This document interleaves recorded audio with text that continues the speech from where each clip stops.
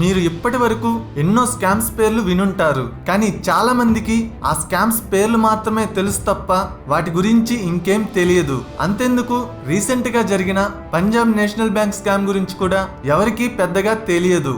So ఈ వీడియోలో Punjab national bank scam చెప్పబోతున్నాను.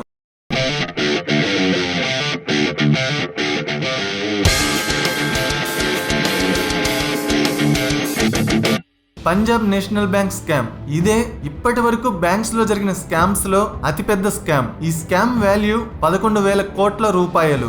మీకు అర్థమవ్వడం కోసం ఈ స్కామ్ గురించి సింపుల్ వర్డ్స్ లో ఎక్స్ప్లెయిన్ చేస్తాను. ఈ స్కామ్ ఫస్ట్ స్టార్ట్ అయ్యింది 2011లో.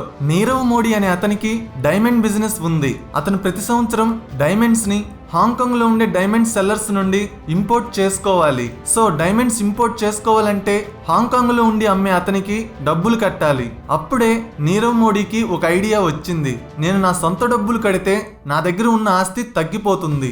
అదే ఏదన్నా బ్యాంక్ దగ్గర లోన్ తీసుకొని ఆ వచ్చిన డబ్బుని డైమండ్స్ అమ్మే అతనికి ఇస్తే సరిపోతుందని అనుకున్నాడు.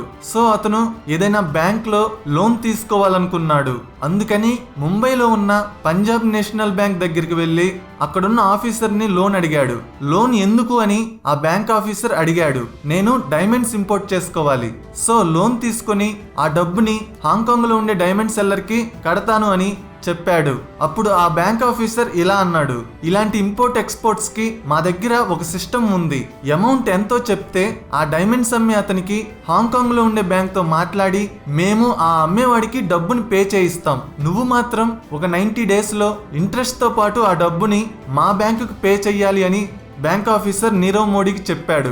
దీనివల్ల నాకేంటి లాభం అని నీరవ్ మోడీ అడిగాడు. ఫారెన్ బ్యాంక్ తో మనీ పే చేయిస్తే మీకు ఇంట్రెస్ట్ తక్కువ పడుతుంది. ఒకవేళ మనీ 90 days లో మాకు కట్టలేకపోతే లోన్ రీపే డెడ్ లైన్ ని ఎక్స్టెండ్ కూడా చేసుకోవచ్చని ఆ బ్యాంక్ ఆఫీసర్ చెప్పాడు. అయితే ఇప్పుడు నేనేం చెయ్యాలి అని నీరవ్ మోడీ అడిగాడు. ఎంత డబ్బు కావాలో అంత ఆస్తిని షూరిటీగా పెట్టి లోన్ తీసుకోండి అని ఆఫీసర్ చెప్పాడు. కానీ షూరిటీ పెట్టడానికి నీరవ్ మోడీ దగ్గర అంత ఆస్తి లేదు. అప్పుడే అతనికి ఫ్రాడ్ చేయాలనే ఐడియా వచ్చింది. వెంటనే నీరవ్ మోడీ ఆ బ్యాంక్ ఆఫీసర్ తో ఇలా అన్నాడు, సార్ ఇప్పుడు నా దగ్గర అంత ఆస్తి లేదు, కానీ ఏ షూరిటీ లేకుండా మీరు నాకు లోన్ ఇస్తే ఇచ్చే లోన్ లో కొంత పర్సెంటేజ్ డబ్బుని మీకు ఇస్తాను అని నీరవ్ మోడీ బ్యాంక్ ఆఫీసర్ తో డీల్ మాట్లాడాడు. ఆ బ్యాంక్ ఆఫీసర్ అదే బ్యాంక్ లో ఉన్న ఇంకొక బ్యాంక్ ఆఫీసర్ తో మాట్లాడి ఈ డీల్ కి ఒప్పుకున్నాడు. ఇప్పుడు ఆ ఇద్దరు బ్యాంక్ ఆఫీసర్స్ హాంకాంగ్ లో ఉండే యాక్సిస్ బ్యాంక్ కి ఒక మెసేజ్ పెట్టారు. అదేంటంటే, మీరు మీ యాక్సిస్ బ్యాంక్ నుండి పలానా డైమండ్స్ అమ్మే అతనికి డబ్బులు ఇవ్వండి, వాటిని ఇంట్రెస్ట్ తో కలిపి నీరవ్ మోడీ చేత కొన్ని రోజుల్లో మీ బ్యాంకుకి కట్టిస్తాం.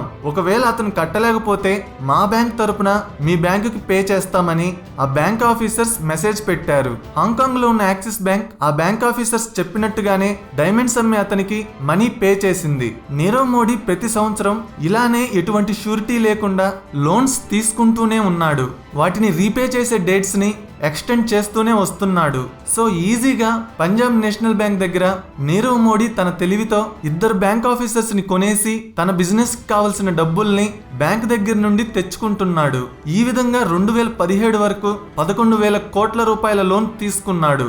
అంతా బానే ఉంది కదా. మరి 2018లో ఈ స్కామ్ ఎందుకు బయటపడిందనేగా మీ డౌట్. నిజం నిప్పు లాంటిది, అది ఎప్పటికైనా బయటికి రావాల్సిందే. ఇక్కడ కూడా అదే జరిగింది. 2018 జనవరి 16న నీరవ్ మోడీ ఎప్పటిలాగే లోన్ తీసుకోవాలని పంజాబ్ నేషనల్ బ్యాంక్ దగ్గరికి వెళ్ళాడు. కానీ ఈసారి ఆ బ్యాంక్ ఆఫీసర్ ప్లేస్ లో వేరే అతను ఉన్నాడు. ఫస్ట్ లో ఉన్న బ్యాంక్ ఆఫీసర్ రిటైర్డ్ అయ్యాడు.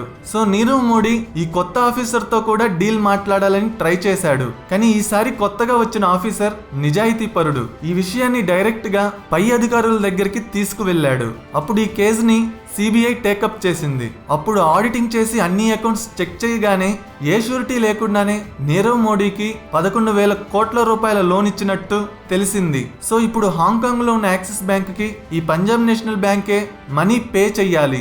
ఒక పక్క నీరవ్ మోడీ బాగానే ఉన్నాడు, ఇంకో పక్క హాంకాంగ్ లో ఉన్న యాక్సిస్ బ్యాంక్ కూడా బాగానే ఉంది. మధ్యలో ఇరుక్కుపోయింది పంజాబ్ నేషనల్ బ్యాంక్. ఎందుకంటే యాక్సిస్ బ్యాంక్ కి మనీ తిరిగి రీపే చేయాల్సింది పంజాబ్ నేషనల్ బ్యాంక్.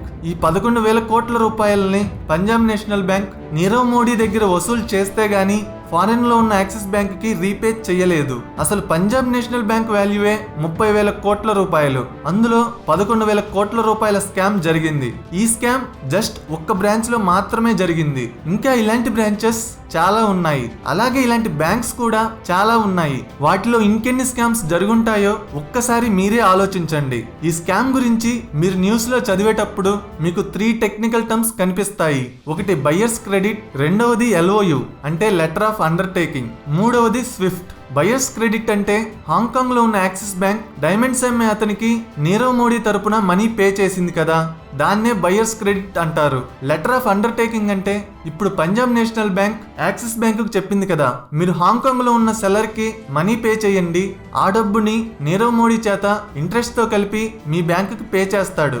ఒకవేళ అతను కట్టలేకపోతే ఆ డబ్బుని మా బ్యాంకు నుండి మీ బ్యాంకుకు కడతామని. ఈ విషయం జస్ట్ నోటితో చెప్తే సరిపోదు కాబట్టి దాన్ని ఒక ఒప్పందంలా 2 బ్యాంక్స్ అగ్రిమెంట్ చేసుకుంటారు. సో ఒక మనిషి తరపున ఏదైనా బ్యాంక్ ఇంకొక బ్యాంకుకి షూరిటీ ఇస్తే దాన్నే లెటర్ ఆఫ్ అండర్టేకింగ్ అని అంటారు. ఇక మూడవది స్విఫ్ట్.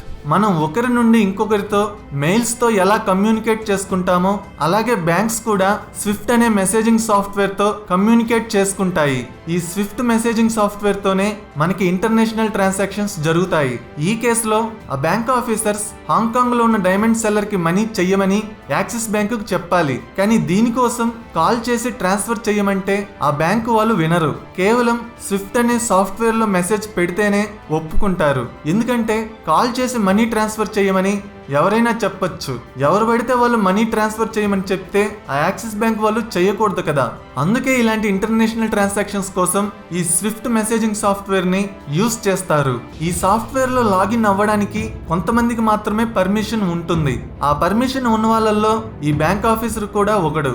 సో ఈ swift message and letter of undertaking అందగానే ఆ యాక్సిస్ బ్యాంక్ వాళ్ళు డైమండ్ సెల్లర్ కి డబ్బులు పే చేశారు. ఈ స్కామ్ ఇన్ని రోజులు ఎందుకు డిటెక్ట్ కాలేదంటే ట్రాన్సాక్షన్ జరిగింది యాక్సిస్ బ్యాంక్ కి డైమండ్ సెల్లర్ కి మధ్య. సో ఈ ట్రాన్సాక్షన్ ఓవర్సీస్ లో ఉన్న యాక్సిస్ బ్యాంక్ లో ఉంటుందే తప్ప పంజాబ్ నేషనల్ బ్యాంక్ లో రికార్డ్ అవ్వదు. పంజాబ్ నేషనల్ బ్యాంక్ కి యాక్సిస్ బ్యాంక్ కి మధ్య ఉన్న కనెక్షన్ కేవలం Swift message and letter of undertaking మాత్రమే. అందుకే ఈ స్కామ్ ఇన్ని రోజులు డిటెక్ట్ అవ్వలేదు. సో ఇక్కడ క్రిమినల్స్ నీరవ్ మోడీ ఇంకా అతనికి సహకరించిన 2 బ్యాంక్ ఆఫీసర్స్. ఇలాంటి స్కామ్స్ వల్లే మన దేశంలో 58% వెల్త్ 1% పాపులేషన్ దగ్గర ఉంటే 42% వెల్త్ మాత్రం మిగతా 99% పాపులేషన్ దగ్గర ఉంది. ప్రతి ముగ్గురులో ఒకరు బిలో పవర్టీ లైన్ ఉన్నారు. ఈ స్కామ్స్ నుండి మనం తెలుసుకోవాల్సింది ఒక్కటే, సక్సెస్ కి షార్ట్ కట్స్ లేవు. ఒక్క హార్డ్ వర్క్ మాత్రమే మనకి సక్సెస్ ని తెచ్చి పెడుతుంది. సో ఫ్రెండ్స్, నా ఎక్స్ప్లెనేషన్ నచ్చితే వీడియోని లైక్ చేసి ఫ్రెండ్స్ కి షేర్ చేయండి. For more updates follow me on Instagram and like my Facebook page. ఇలాంటి ఇంట్రెస్టింగ్ వీడియోస్ కోసం ఛానల్ని సబ్స్క్రైబ్ చేయండి. Thank you.